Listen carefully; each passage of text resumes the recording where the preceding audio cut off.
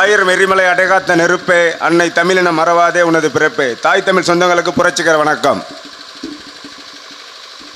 அதிகமாக பேச வேணான்னு சொல்லிட்டார் நம்ம தலைவர், வேற நேரம் ஆயிடுச்சுன்னு.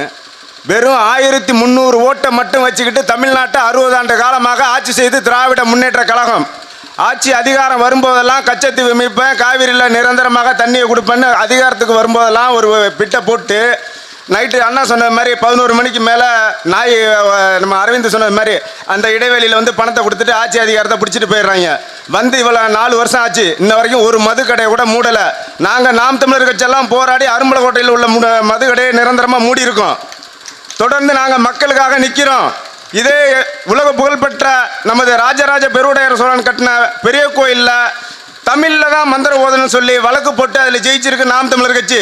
ஒரு மெம்பர் கூட கிடையாது, ஒரு ஊராட்சி மன்ற தலைவர் கிடையாது, கவுன்சிலர் கிடையாது. இதே சேலம் 8 வழிச்சாலைக்கு அதே மாதிரி வழக்கு போட்டு அதுலேயும் ஜெயிச்சிருக்கு நாம் தமிழர் கட்சி.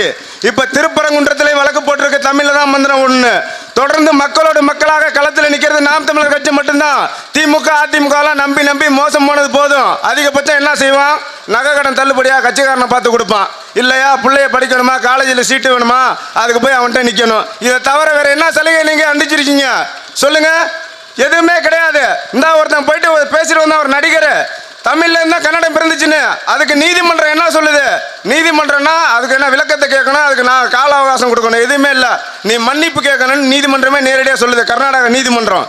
அதுக்கு ஒரு நாய் கூட பதில் கொடுக்கல. சீமான் தான் சொன்னாரு, தமிழை எப்படி நீ கொச்சைப்படுத்தலாம், தமிழ்ல தானே அனைத்து மொழியும் பிறந்திருக்குன்னு. இதை சொல்றதுக்கு ஒரு நாதி இல்லை, சொல்றதுக்கு திராணி உள்ளது ஒரே தலைவன் செந்தமிழன் சீமான். அதனால அவர் கரத்தை பற்றி கொண்டு அருமையான வேட்பாளரை கொடுத்திருக்காரு. அவர் இந்த கலைத்துறையை விட்டுட்டு மக்கள் பணியாற்றணும்னு இந்த தடவை வந்திருக்காரு. 2026 பாருங்க, நாம் தமிழர் கட்சி கூட்டணியில் 234 தொகுதியிலையும் வேட்பாளர் அறிவிச்சிருக்காரு. 150 தொகுதிக்கு வேட்பாளர் அறிவிச்சிட்டாரு. அதில் ஒருத்தநாடு தொகுதியும் அறிவிச்சிட்டாரு. இந்த தடவை ஒரே ஒரு தடவை இந்த மண்ணின் மைந்தன் அவர் இந்த மண்ணை மாற்றணும்னு கடமைப்பட்டு நிற்கிறாரு. நீங்க நினைச்சு பாருங்க, 60 ஆண்டு கால ஆட்சியில திமுகவில் எத்தனை பேரை ஜெயிச்சிருக்கான்? யாருக்காச்சும் அமைச்சர் பதவி கொடுத்துருக்கா திமுக ஒருத்தநாடு தொகுதியில்?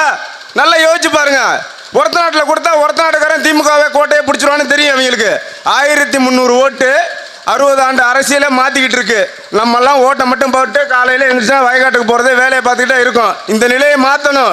வர்ற சட்டமன்ற தேர்தலில் அந்த இருக்கார் பாருங்க, விவசாயி நல்லா பார்த்துங்க. இங்கே இருக்க மக்கள்லாம் விவசாய பெருங்குடிகள். இந்த விவசாயி தோத்தான்னா தமிழ்நாட்டை யாராலையும் காப்பாற்ற முடியாது. தயவு செய்து புரிஞ்சு கொண்டு இந்த ஒரே ஒரு முறை நாம் தமிழர் கட்சி வாக்களிங்க. அண்ணன் திருமுருகனை வெற்றி வாய்ப்பை தேடி தாருங்க. நீங்க எல்லாம் ஓட்டு பொறியிலே, ஆனால் அவர் ஜெயிக்க போறாரு, குறிச்சு வச்சுங்க. நன்றி, வணக்கம். நாம் தமிழர்.